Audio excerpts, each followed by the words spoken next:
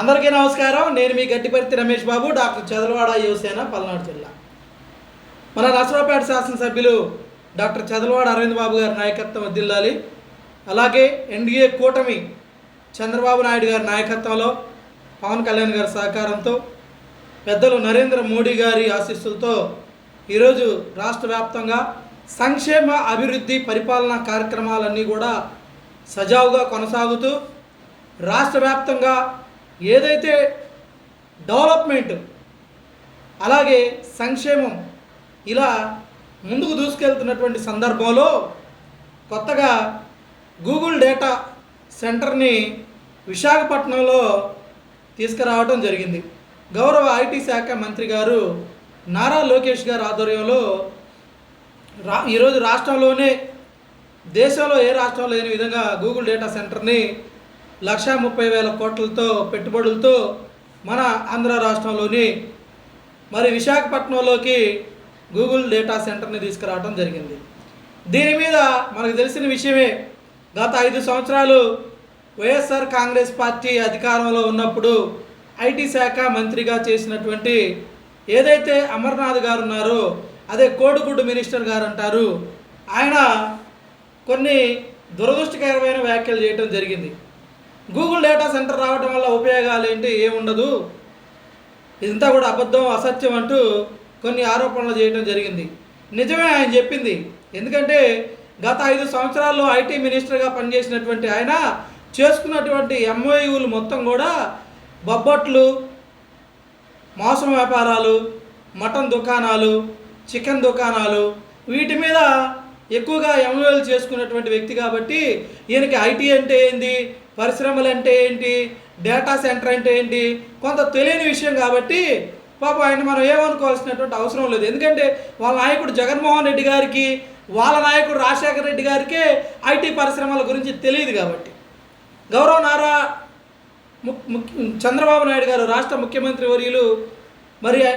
ఏదైతే హైదరాబాదులో ఐటీ పరిశ్రమలను తీసుకొచ్చి ఐటీని స్థాపించి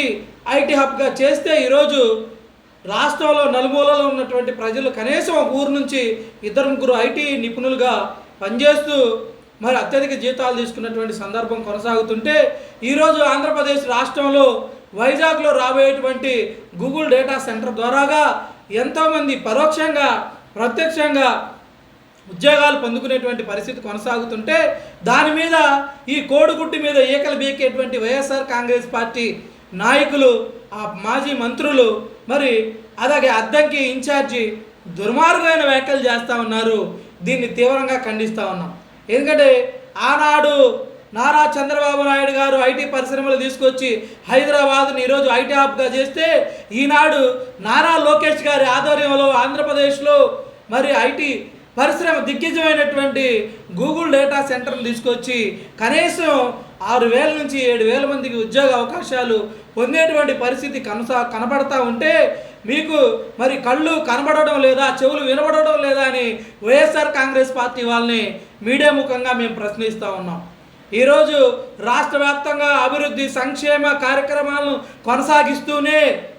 మరి ఎంఓయూలు ఏదైతే చేసుకున్నారో అవన్నీ గ్రౌండింగ్ చేసుకుంటూ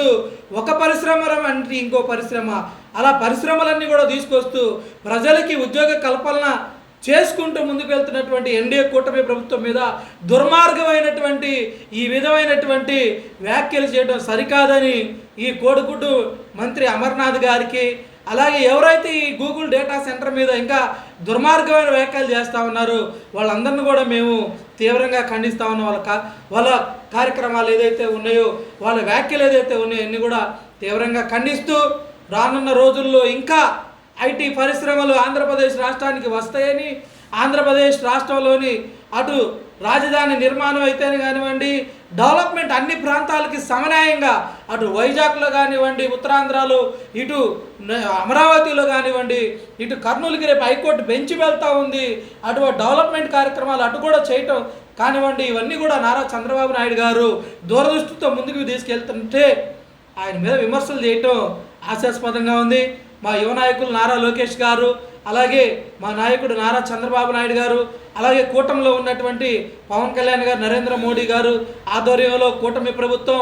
మరి ఇంకా మంచి కార్యక్రమాలను చేసుకుంటూ ముందుకు వెళ్తుందని తెలియజేసుకుంటూ వర్ధిల్లాలి ఎన్డీఏ కూటమి, వర్ధిల్లాలి మా యువ నాయకులు నారా లోకేష్ గారి నాయకత్వం, అలాగే మా Narasaraopet dynamic leader doctor Chadalavada Aravind Babu గారి నాయకత్వం వర్ధిల్లాలి. అందరికీ నమస్కారం. నేను మీ గడ్డి